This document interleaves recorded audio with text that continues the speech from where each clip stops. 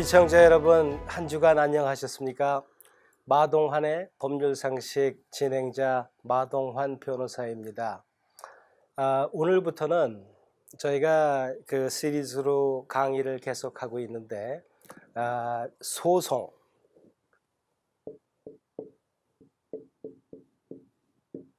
소송이라는 타이틀을 가지고 사실 한 몇 주가 될지 모르겠습니다. 꽤 여러 차례에 걸친 그 시리즈 강의가 될 것 같지만은 상식적인 차원에서 여러분들이 이 소송에 대해서 꼭 아셔야 될 개념이다 생각하는 것들을 제가 추려서 이 시간을 통해서 여러분한테 이 소송을 좀 더 친근하고 어떤 건지 이해하실 수 있게끔 최선의 노력을 다해 보도록 하겠습니다. 여러분, 소송하시면은 송사에 휘둘리고 소송에 연루되면은 골치 아프고 스트레스 쌓이고 걱정, 근심, 뭐 여러 가지 온갖 복잡 미묘한 그런 감정들이 많이 일어나는 게 사실입니다. 더더군다나 소송에 익숙치 않으신 분일수록 더 그렇습니다. 그런데 우리가 무서워야 될 것을 겁내는 건 당연합니다. 근데 걱정 필요가 없는 데서 걱정을 하고 진짜 우리가 무서워하고 신경을 써야 하는 데에서 너무 이걸 우습게 생각하는 경우들이 많이 있는 걸 제가 볼 때가 많습니다. 그래서 우리가 이 소송을 통해서 이 소송이 어떻게 진행이 되며 어떤 과정을 거쳐서 어떻게 이제 결말이 날 수 있는지에 대한 이해가 있으시면은 우리가 걱정하지 않아야 될 걸 갖고 걱정하시는 일은 아마 없으시지 않을까 하는 그런 생각을 해봅니다. 이 비율을 보면은 이쪽에 80% 치중을 하고 이쪽에 80%도 안 되는 치중을 하는 거 볼 때 소송 전문 변호사로서 굉장히 안타까운 마음을 금치 못해 이 소송이라는 제목을 갖고 재미있게 또 상식적으로 여러분하고 한번 풀어보려고 합니다. 일반적으로 소송하면은 우리는 두 가지의 소송을 생각할 수가 있습니다. 하나는 형사소송, 그리고 형사소송이 아닌 모든 소송을 우리는 그냥 민사소송, 흔히 이렇게 부르고 있습니다. 형사소송은 나중에 우리가 이 criminal defense 제목을 가지고 이야기를 할 때 또 다시 상세히 말씀을 드리겠지만 꼭 알아두셔야 될 그러한 형사소송에 대한 상식적인 그 말씀을 간단히 이야기 드리면은 형사소송에 있어서 피해자가 흔히 변호사를 찾아서 형사소송을 도와달라 이런 부탁을 하시는 경우도 덜어 있습니다. 하지만 형사소송은 피해자의 변호사가 하는 소송이 아닙니다. 피해자가 있으면은 피해자를 대변한 검사가 있겠지만은 이 검사의 목적은 피해자의 이익만을 대변하는 게 아니라 이 가해자,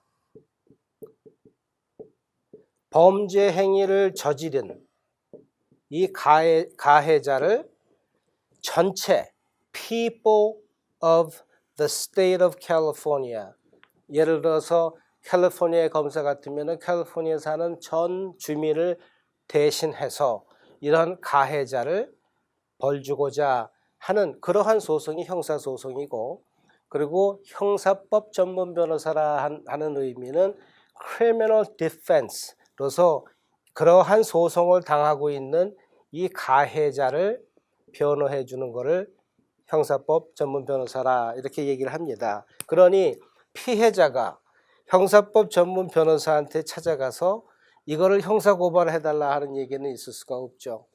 그래서 피해자는 관련 기관인 경찰이나 셰리프, 이 집행하는 기관에 가서 그러한 보고를 하는 겁니다. 리포트를 쓰고 클레임을 하시는 거죠. 그래서 그러한 클레임 내용이 과연 이 범죄 행위에 해당된다고 생각하면은 이제 경찰이 가해자를 조회하고, 그래서 이게 확실하게 기소 가능성이 있다 그럴 것 같으면 경찰은 그거를 이제 검찰한테 넘기고, 검찰은 가해자를 상대로 형사 소송을 벌이는 겁니다. 이 형사 소송에 있어서 제일 중요한 증인이 역시 이 피해자가 되겠죠. 그래서 이러한 것들이 형사소송입니다. 제가 오늘부터 시리즈에 다루는 이 소송이라는 개념에서는 제가 이제 민사 소송에 대해서만 집중적으로 여러분하고 같이 이야기를 나눌까 합니다. 자, 민사소송에 있어서 물론 민사소송하면 우리가 그 여러 가지의 소송이 있을 수가 있겠죠. 어떤 뭐 계약 위반으로 인한 소송이 있을 수도 있고, 그리고 부동산 건설 과정에서 일어나는 소송, 그리고 우리가 일반 생활하면서 있을 수 있는 모든 이웃집과의 바운더리 라인으로 인한 소송이 있을 수가 있고, 그리고 내 집에 타이틀이 클라우드가 생겨서 있는 그런 소송, 너무나 많은 다양한 소송들이 이제 다 이제 민사 소송에 해당하게 됩니다. 자, 소송을 할 때는 이 싸움이 어디서 이루어지는 싸움이느냐 하는 거가 사실 굉장히 중요할 수가 있습니다. 제가 가정법을 할 때 아마 여러분한테 말씀을 드렸습니다. 그 재산이 많은 배우자가 이제 그 유명 연예인이 셀레브리티가 결혼을 하고 이혼을 하는 케이스에서 유명인은 재산이 많고 비유명인 배우자는 물론 본인의 재산이 많지 않은 경우에 이혼을 캘리포니아에서 하느냐 뉴욕에서 하느냐에 따라서 결과가 엄청나게 틀어질 수 있다는 말씀을 제가 드린 적이 있습니다. 캘리포니아에는 커뮤니티 프로퍼티 스테이트이기 때문에, 또 뉴욕은 커뮤니티 프로퍼티 스테이트 아니기 때문에 재산이 많은 이제 연예인 입장에서는 그 뉴욕 코트를 선호하고, 또 상대방에서는 이제 캘리포니아 코트를 선호하는 그러한 유명인의 그 이혼 소송 얘기를 제가 한번 드린 적이 있습니다. 이렇듯 이 베뉴라는 거는 이 소송이라는 싸움을 어디서 전개할 거냐. 가령 A하고 B하고 계약을 했는데 그 계약서 내에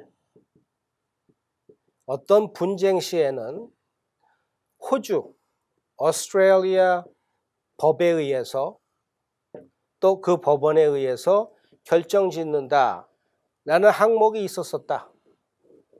그럼에도 불구하고 A가 캘리포니아에 아니면은 뉴욕에 호주가 아닌 다른 데 소송을 했었을 때에는 B의 디펜스는 이 소송을 전개하는 이 베뉴가 잘못됐다라는 주장을 아마 할 수 있겠죠. 그래서 베뉴라는 거는 어디서 하느냐, 소송을 같은 나라 내에서도 지금 저희가 흔히 알 수 있는 거는 주정부 법원, 캘리포니아 예를 들죠. 그래서 Superior Court에서 소송이 전개될 수도 있고, 연방 Federal Court에서 또 소송이 전개가 될 수도 있습니다. 물론 연방법원에서 전개되는 소송 같은 경우에는 서로 쌍방이 소송을 하는 A와 B가 다른 주에 거주하는 경우라든가, 아니면은 문제시되는 그 subject matter가 연방법이 딕테이트하는, 예를 들어서 특허, 트레이드마크 그런 관련된 일이라든가 했을 때는 연방법원에서 이제 그 소송이 이제 진행되겠고요. 그리고 그 외에도 이 베뉴라는 거는 꼭 법원이 아니라 어떤 기관 내에서 뭐 환경법 위반이라고 그런다 할 것 같으면은 그 기관 내에서, 그리고 이 전문인들, 의사, 변호사 그런 사람들하고의 어떤 분쟁 시에는 그 자체 내에서 그 트라이뷰널을 갖고 있기 때문에 이 venue라는 것은 사실 참 다양할 수가 있습니다. 하지만 역시 오늘 이 세미나 강의 목적으로 이 venue를 우리는 흔히들 많이 이제 그 경험하시는 주정부 캘리포니아 내에서 이루어지는 소송을 기준으로 이제 여러분하고 이야기를 나눠보도록 하겠습니다. 자, 소송의 시작은 소장.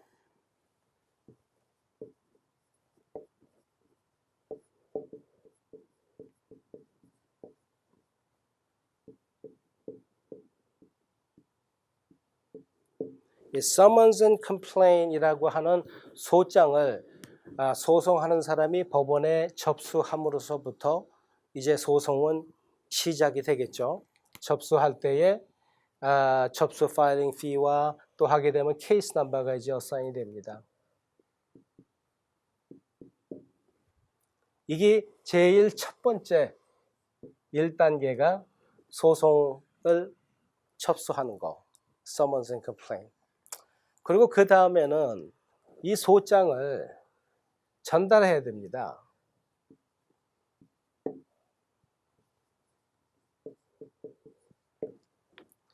제가 이 소송이 A가 B를 소송하는 소송이라는 가정하에 일단 이야기를 시도록 하겠습니다. 소송을 하는 사람을 plaintiff라고 그러고 소송을 당하는 사람을 defendant이라고 저희가 부릅니다. 그래서 소장을 전달하는 이 부분에 대해서 오늘은 이야기를 좀 많이 해보고 싶습니다.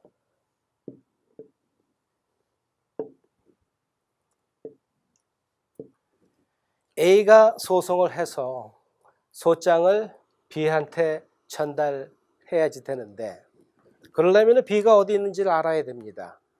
그래서 B가 그 거주하는 집이나 일하고 있는 직장이나 아니면은 그 외에 다른 장소라도 B를 직접 만나서 소장을 전해줘야지만이 소송이 접수는 됐지만은 비로소 이제 진행이 될 수가 있는 겁니다. 이 전달 과정이라는 거가 굉장히 중요한 일입니다. 미국 헌법이 모든 미국 내에 살고 있는 사람들한테 개런티하는 그 헌법적인 권리, 14th Amendment, 5th Amendment에 이제 나와 있는 얘기지만 이 due process라는 거는 미국에 살고 있는 시민, 거주하는 모든 사람들이 본인이 모르는 사이에 소송이 어떤 소송도 진행될 수 없다는 얘기입니다. 어떠한 민사소송도 어떠한 형사소송도. 그래서 반드시 소송을 당하는 사람한테 소장을 전해야지만이 됩니다. 물론 전해받는 사람 B가 사인해야 되느냐? 아닙니다. 절대 필요 없습니다. 그 대신에 소장을 전달하는 사람은 18세 이상 성인으로 소송을 하는 당사자가 아닌 사람이어야 하며 이 사람이 B한테 소장을 전해줬을 때는 전해주고 나서 proof of service라는 것을 사인해서 법원에 파일을 합니다. 그래서 이 proof of service는 이 serve한 사람, 일반적으로는 변호사 사무실에서 다 이제 그 messenger, certified, registered and server를 저희는 사용을 하고 있죠. 그래서 그 사람이 서류를 전해주고 proof of service라는 거에 맨날 며칠 몇 시 어느 장소에 누구한테 내가 이 서류를 전해줬다 하는 것을 위증죄하에 사인을 해서 법원에 이제 파일을 하는 겁니다. 그러면은 법원에서는 이 서류를 보고 이제 소장이 B한테 전달이 됐다라는 것을 알게 되는 겁니다. 그래서 이 due process server, 저희가 이 A하고 B 소송 경우에 가령 B가 없어져 버렸어요. 예전에는 캘리포니아에 살았었는데 소문에 듣기에는 도미니칸 리퍼블릭으로 갔다 그러기도 하고 소문에 듣기엔 타주로 옮겼다 그러기도 하고 이 사람을 찾을 길이 없습니다. 그래서 이 사람을 찾을 수가 없으면 그만큼 이 소송을 진행하는 데에 힘들고 또 경비가 발생하게 됩니다. 왜? 그러면은 이 사람을 정 찾지 못하면은 아무런 recourse, 우리한테는 방법이 없느냐? 물론 그거는 아닙니다. 가령 이 사람에 대해서 모든 조회를 하고 조사를 하고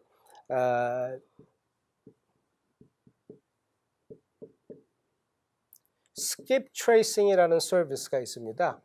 이건 뭐냐면 변호사들이 아니면 일반인들이라도 지금처럼 B가 어디에 있는지 모를 때 그 사람이 어디에 있는지 주소나 연락처를 갖다 찾아주는 서비스를 갖다 skip tracing 서비스라고 하는데, 이 서비스를 씀으로 인해 가지고 그 사람이 그 DMV 기록들, 그리고 유틸리티 빌 기록들, 크레딧 카드 스테이트먼트 기록들, 그런 것들 모든 데이터를 조사를 해서 이 사람의 현 위치와 지난 5년 동안 거주지 인포메이션을 알아내는 겁니다.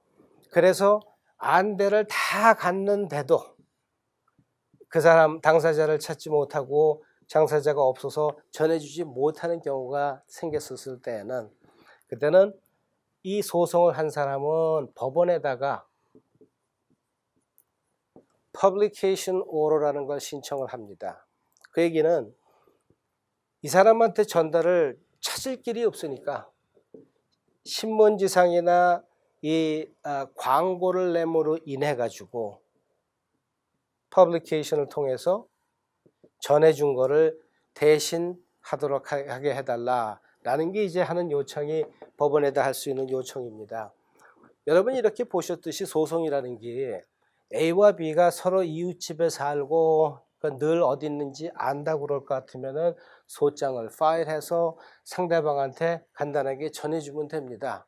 그런데 이 B가 어디 있는지를 모를 경우에는 이 시작하는 자체에서도 시간이 걸리고 어려움이 있고 추가로 발생되는 많은 경비들이 생길 수 있다라는 걸 여러분이 염두에 두시면 좋겠습니다. 그래서 소송, 우선 처음에 소송이 이루어져야 되고, 그리고 소장은 반드시 전해줘야 된다는 그러한 이 기본적인 사실을 여러분이 꼭 기억하셔야 될 거고, 소장을 받는 사람이 나였다 그럴 것 같으면은 내가 사인해 줄 필요 하나도 없다는 것도 꼭 여러분 기억해 주시기 바랍니다.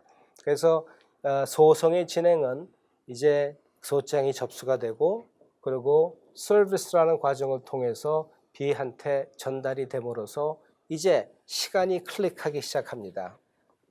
자, 소장이 이제 전달이 됐습니다. 서브가 됐고 B한테. 그러면은 이 서브 받은 그 날로부터, 예를 들어서 오늘 9월 19일 날 2017년도에 내가 B한테 A가 이제 소장을 전달을 했었을 때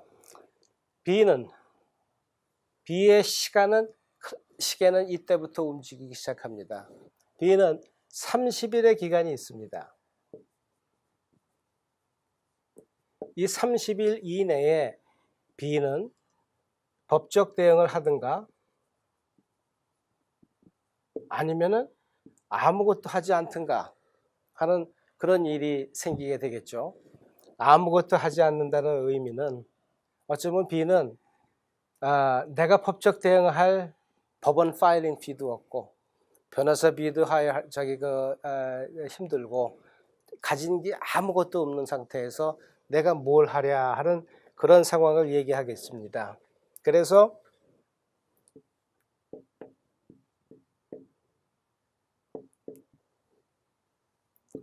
우선 첫 번째, B가 소장을 전달받고 난 다음에 이 주어진 30일 이내에 아무 액션도 취하지 않았었을 때는 어떠한 일이 생기느냐.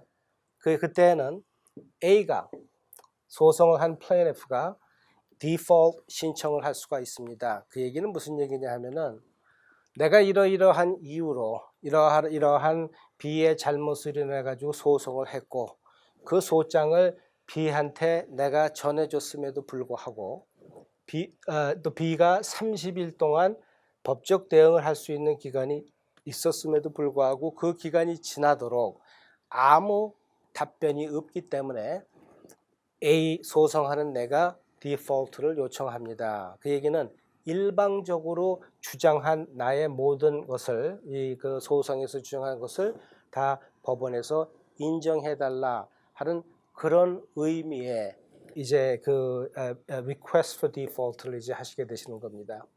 그래서 디폴트를 청원을 하고, 그럼 디폴트가 났다고 그래서 그러면 가령 내가 뭐 1억 불을 소송을 했는데 근거 없이 B가 아무런 답을 하지 안 한 거로 고로 디폴트까지 났고, 그러면 내가 이 1억 불에 대한 저지먼트를 받을 수 있느냐 하는 것은 별개의 문제입니다.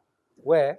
디폴트 신청에서 디폴트가 난 다음에는 디폴트 judgment proof appearing이라는 걸 해야 됩니다. 그래서 내가 소송한 액수가 1억 불이 됐든 10,000불이 됐든 그 내 손해본 액수를 갖다가 판사 입회하에서 증명을 해야 되죠. 그래서 판사가 비록 B가 디폴트를 했지만은 당신이 주장하는 이 100 million은 근거가 없고 대신 이 확정적 근거가 있는 10,000불에 대해서 내가 저지먼트를 주겠다라는 이야기도 있을 수 있고, 그 중간 때로는 이 100 million 전부 다를 받을 수도 있겠죠. 그거는 이제 그 상황과 변호사의 그 argue 하는 거에 따라 틀렸겠지만은, 그래서 소송을 했는데 상대방이 서브를 받고 법적 대응을 기간 내에 하지 않게 되면은 일사천리로 금방 이 소송은 끝나게 됩니다. 그리고 이렇게 끝난 이 default judgment는 물론 judgment로서 내가 10년 동안 컬렉트 할 수 있는 나의 권리고, 또 이 10년 동안 권리가 또 계속 renew 될 수 있습니다. 그래서 반영구적이라는 거 여러분이 기억하시면 되고요. 소송에 대한 얘기를 지금 이렇게 오늘 이제 첫 방송을 여러분한테 말씀을 드렸습니다만은 많이 듣는 얘기이기도 하고, 그리고 또 우리가 피해야 될 그러한 늘 상황이라고 생각을 하지만은 이 소송이 뭔지를 자세히 알므로써 여러분이 쓸데없는 그 두려움과 걱정을 하시지 마셨으면 하는 바람을 가지고 이 소송 시리즈를 이번 주부터 이제 시작을 해봤습니다. 다음 주부터 계속 이어가면서 이 소송 관련된 이야기들 여러분께 들려드릴까 합니다.